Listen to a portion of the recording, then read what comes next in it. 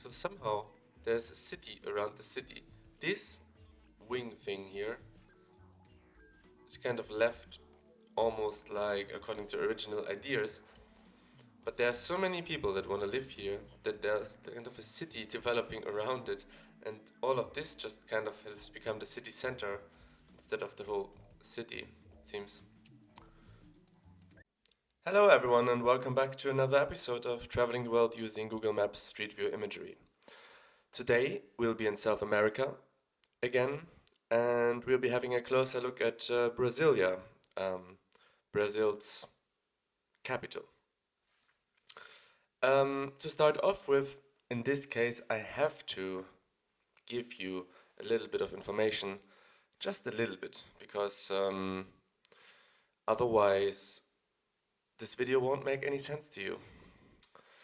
So I discovered this article on the website Critical Legal Thinking that talks a little bit about how Brasilia came to be or why it is Brazil's capital. I will just read you the first couple of paragraphs. It was President Juscelino Kubitschek who began to put plan into effect in the 1950s to build Brasilia. In 1957, architect Lucio Costa won the design competition with his entry known as the Plano Piloto. The entry consisted of only 15 freehand sketches and 23 handwritten paragraphs, the sort of nonchalance that only a celebrity architect could afford. Imagine this, you are designing a new capital for one of the biggest countries in the world, and you win the competition with a few sketches. They're like, yeah, the vibe that we get is nice, go ahead.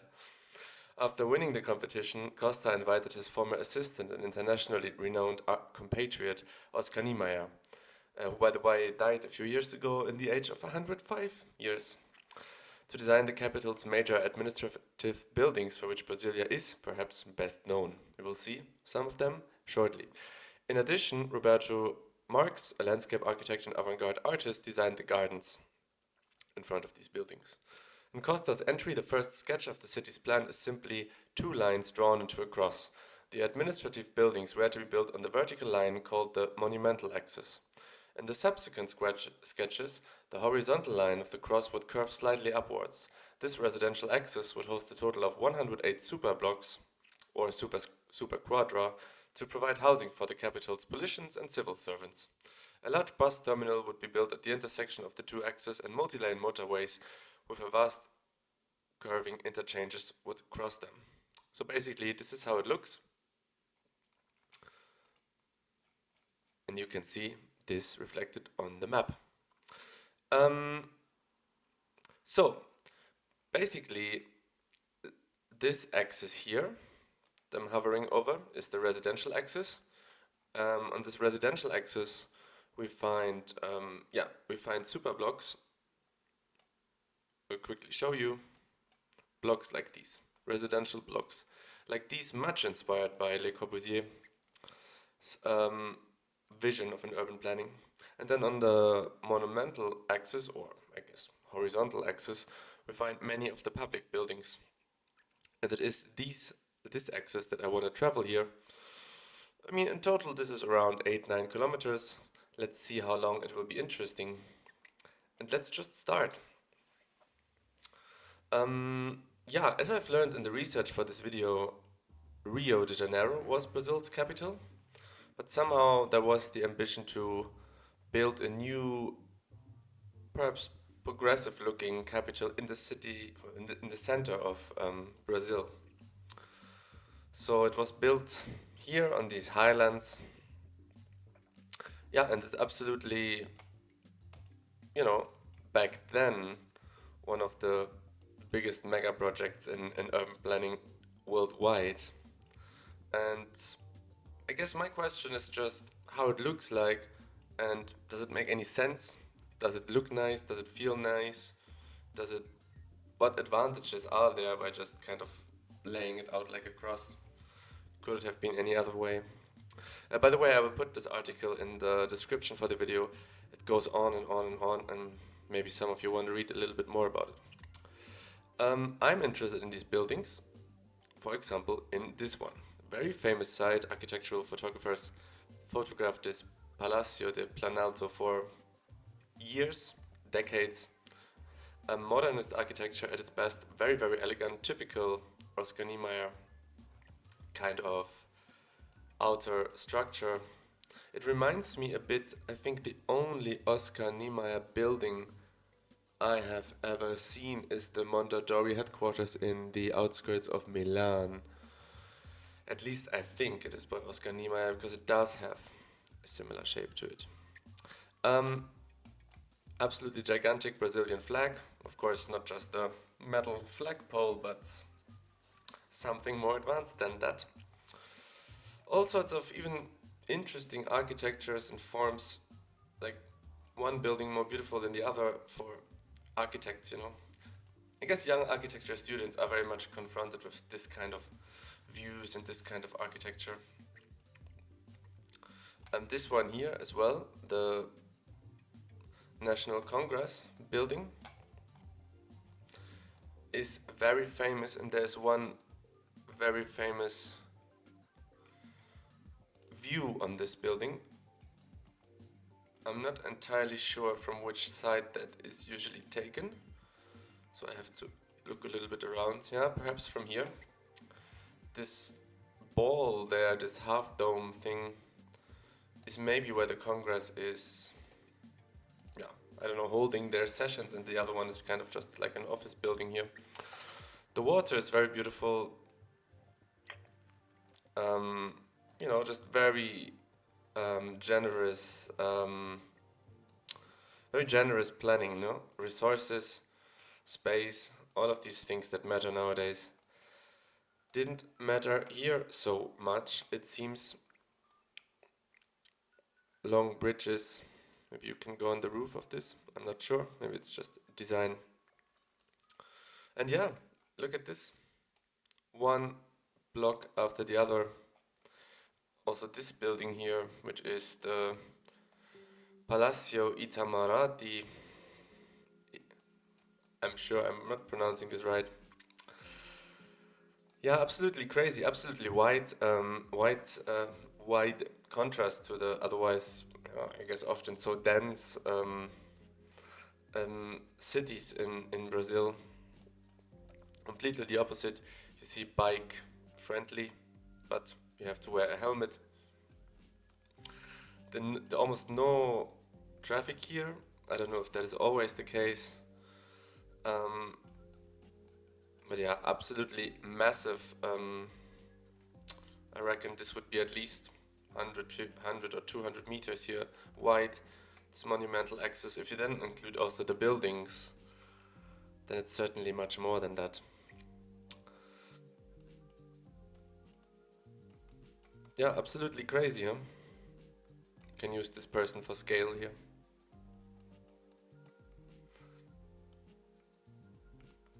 You see, we are a little bit in a mountainous area. There are the outskirts.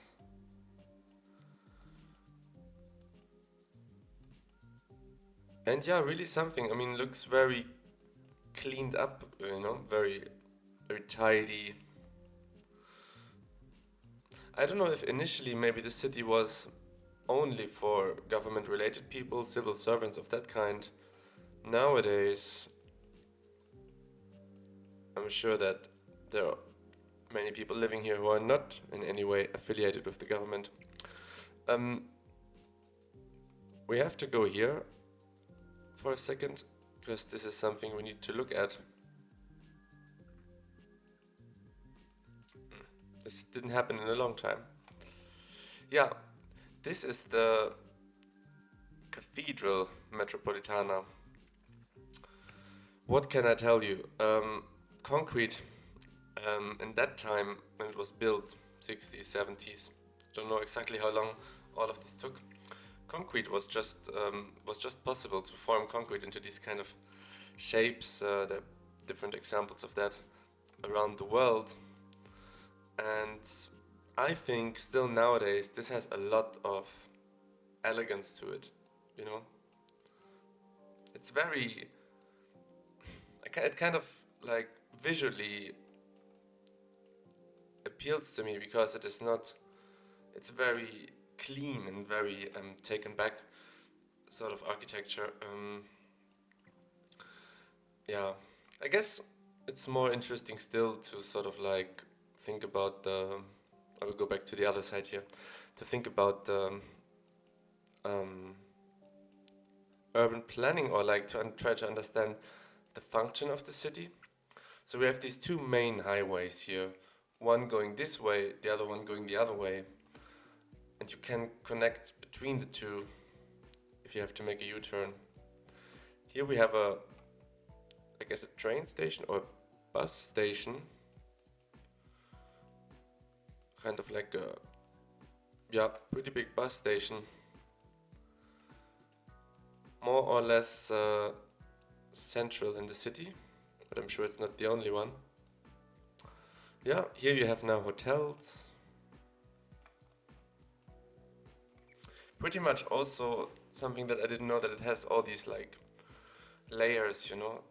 The street runs over this street, then you have the bus stop, then you have these houses, and then probably sometimes you have like these floors that come out here, one or two floors up. So like different levels, something very typical of the sort of modernist architecture at the time. Hotel Casablanca, very much in line with the other buildings. This might be a bit of a newer building, I'm not sure if Oscar Niemeyer planned Hotel Casablanca.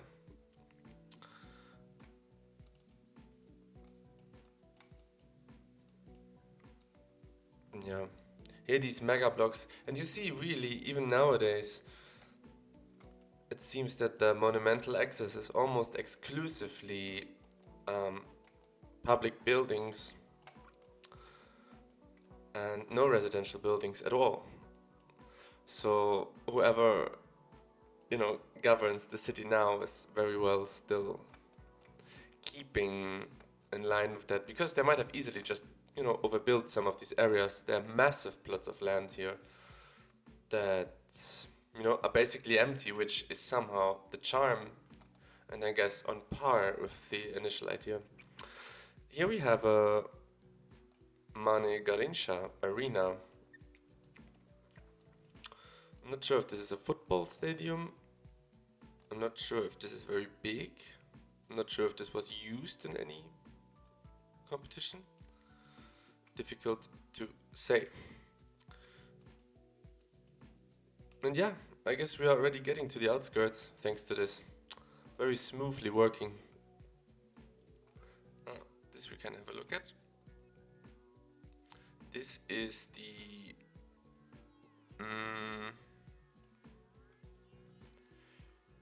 Gymnasio Nelson.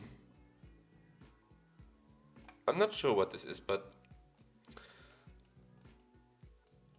just because, you know, it looks very interesting, I feel like I should know what's in there. But there are many houses in every city, or in the city where I live, where I don't know what's in there. But I also don't really want to know because they don't look as interesting or as unusual. More of the same elegant glass, concrete, steel, geometrical forms put together in some golden ratio or in no ratio. Very beautiful. This is the Palacio de Buriti. I don't know if these are all just some conference centers or maybe different governmental units are being sitting here. On the other side, same, very elegant, looks a bit newer though. Plaza de Buriti, Tribunal, just Ministry of Justice of some kind. Yeah. I mean, the idea of like building a new capital is wild, to say the least. Look at this man here. Looks a bit like a sickle from Hammer and Sickle. Memorial JK. Wanna look at that.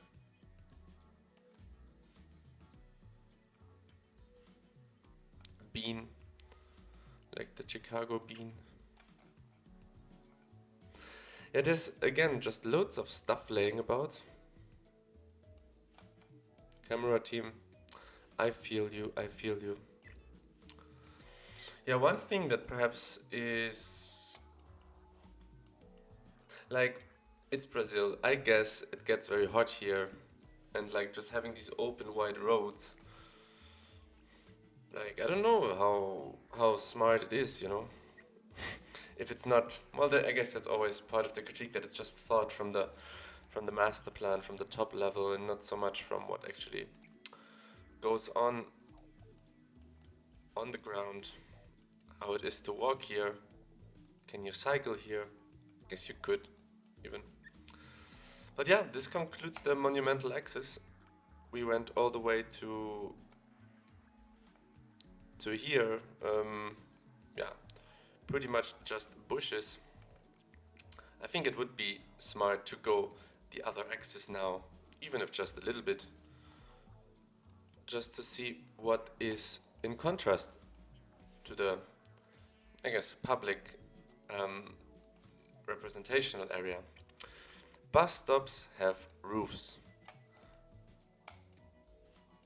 Little thing, but very important.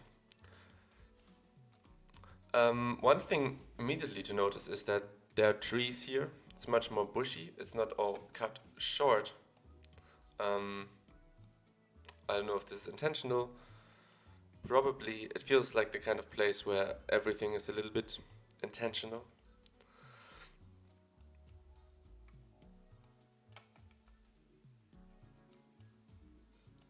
Yeah, some original bus stops, or like some.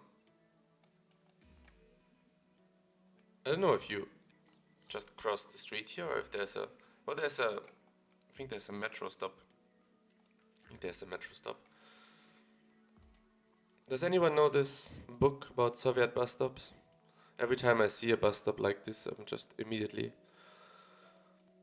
reminded of these things. Very nice architecture, a bit like, I guess, Tel Avivian in a way. White and noble, it looks to me. Yeah, and other than that, there's not so much happening. It's a little bit of a mind game because the streets are wide and long, and you kind of feel like it's a big city, but then there's hardly anything really, like, there are hardly any buildings. Certainly, there are no districts in that sense, or anyway, it doesn't feel like it now. Um, so, yeah, I guess it's a bit of a clean, perhaps boring, I don't know, place with a mainly representational function. But I also really don't know much. Mhm.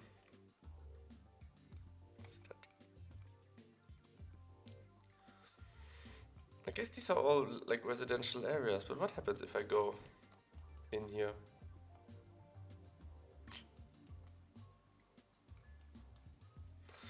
Like somewhere people must live.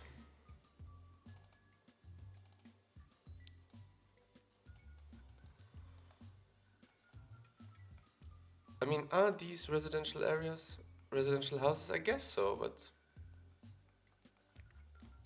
they don't particularly look like that to me. Naja, but anyway, let's continue. I think this residential axis is, yeah, if not twice as long, definitely longer than the other one. There's a metro stop. I guess it's a metro. Or, I mean, there's a stop, public transport stop every, kind of feels like every 200 meters, you know? And sidewalks, yeah, just kind of disappear. But maybe there's anyway no one walking here. But maybe they're not walking because there are no sidewalks. Who knows? I think it will be more interesting when we reach the monumental axis, because then we are really in the city center. I've read that the main transportation starts There, this is the hub, transport hub, as one would say nowadays. Buildings get higher. One doesn't really get, well, you can look into the distance actually, but it's not so impressive, huh? Very interesting. This is the bank or a facility hosting exhibits and cultural events. But it's already kind of like a building that, like, is situated between the public and the residential, like a bank. People need to go to the bank, but a bank is also an office that is connected to the government here. So I guess it makes sense to kind of place it somehow in this area.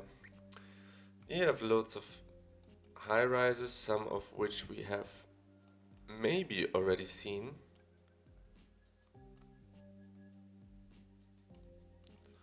Yeah, look at this bus stop.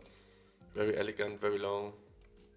Reminds me always, I don't know, when there's a building that looks long or a roof that is long, reminds me of Frank Lloyd Wright, the architect with his long roofs that go into the prairies, carry rain from A to B. So, here we are at the mega viewpoint. This building we have seen, as so many other of these buildings, and get easily confused. I mean, look at this map. There's just too much street view going on. Well, shall not complain. This is one of the main bus stops, just similar to the one we have seen earlier, to make this city work. Yeah, here we have more interesting buildings. In the end of the day, this city has been built out of 10 different materials, you know? These kind of window sunshades we have seen on every other building. This white stone we have seen on every other building. Perhaps this is new. But I'm sure, looking closely, we would also see this somewhere. Yeah, other than that, we are moving on to the final stretch here of the upper arm or right arm of the residential area. Hardly having seen any residential places.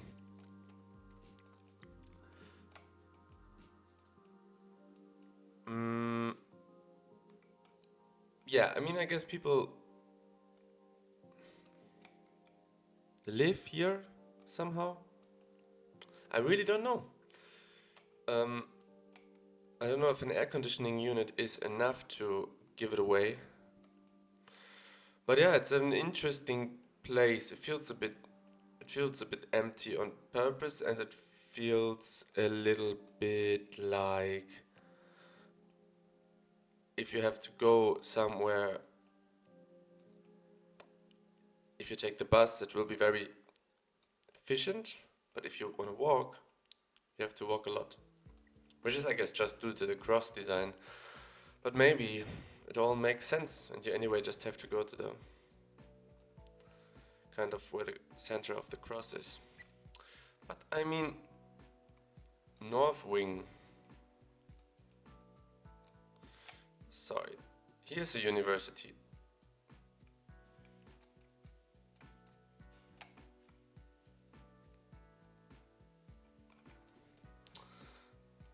This is just all so hidden. Can anything be seen here? I had to venture off there a little bit. Alright. But let's continue just for the protocol. You wouldn't think that you are in the capital here, would you?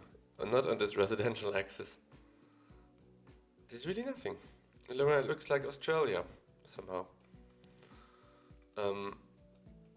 maybe I'm going the wrong paths. You know, I can always come back. I'm not trying to represent a whole city just now. I can always come back.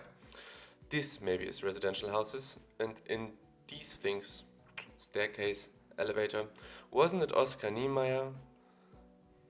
Maybe not. Who in the Berlin Hansa Viertel, Hansa district, built this super quadra, this block where the elevator is detached from the building and you access it through a walkway on every second floor. I think so. If not, still reminded me of that. Ah, no wonder there's nothing here. I'm somewhere on the wrong street. Excuse me. Just take me home, country road. Okay, I can't believe that this is a residential place. So all the people of Brasilia live in this building. I guess this would really drive the rents up of this one building that looks actually like a residential building.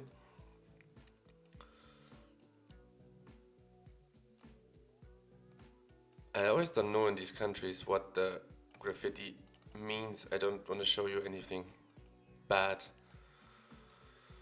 But if you know, let me know. And if it's very bad, I will cut it out or put a sort of, I don't know, some child protection disclaimer. Okay, these are newer buildings maybe? Maybe not. The houses, the first floor of the houses is lifted up is also a Le Corbusier idea, who also came to South America at the end of his 20s, but from what I understood, he was more or less just fascinated with how good aircrafts had become, not so much with the architecture. Certainly not here, because this place didn't exist, but also, well, he saw Buenos Aires from the air and he was so fascinated by it. There's a little book of some kind that is published based on that with some images, I think. So here's a river, that's always nice. I guess it's kind of a lake where the government officials can take a dip after a long, hard day of work, if they are ever allowed to get off work. Yeah, and I think I've been through everything here. Uppsala. Well, I don't know what I was on about. Look at this. Full of houses here. Full of houses here. Full of houses here. And when I say full of houses, I mean full of houses. Familiar sights.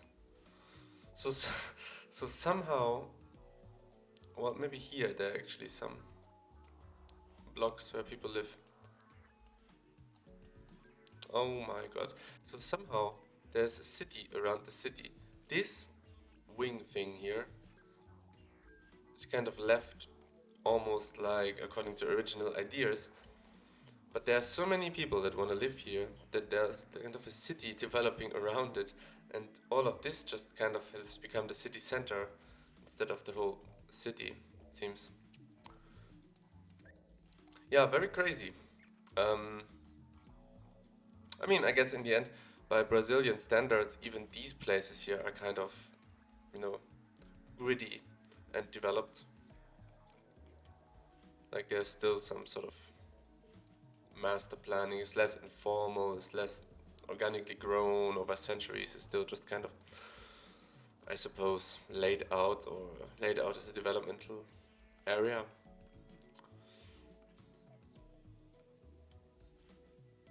I wonder if.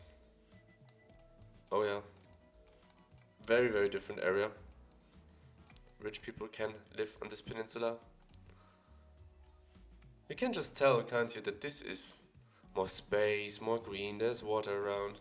This is a little bit less so, and this is much less so, and so on and so forth.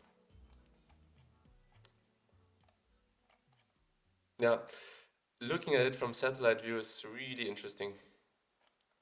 But I will leave it there now, and I thank you for watching this video. and I wish you a lovely rest of the day. Bye bye.